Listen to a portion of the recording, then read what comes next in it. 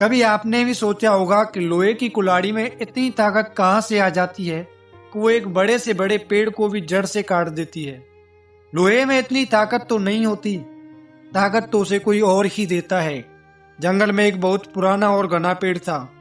एक दिन एक लकड़हारा कुल्हाड़ी लेकर आया और उस पेड़ को काटने लगा। पेड़ को दर्द होने लगा लेकिन वह चुप रहा। जैसे जैसे घाव गहरे हुए, पेड़ की आंखों में से आंसू गिरने लगी। पास ही एक पत्थर ने कहा, दुख तो होगा ही, कुल्हाड़ी का लोहा बहुत तेज है।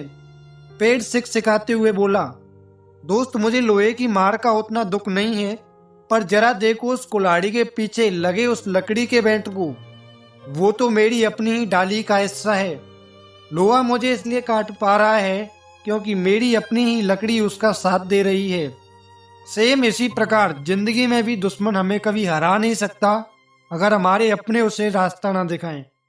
शरीर के घाव तो समय के साथ बढ़ जाते हैं, पर जब कोई अपना हाथ थामकर पीठ में खंजर मारता है तो वह रूह को छलनी छलनी कर देता है। बाहरी दुनिया से लड़ना आसान है, पर जब घर का ही भेदी कुल्हाड़ी का बेट बन जाए तो बड़े से बड़े पेड़ को भी गिराया जा सकता है।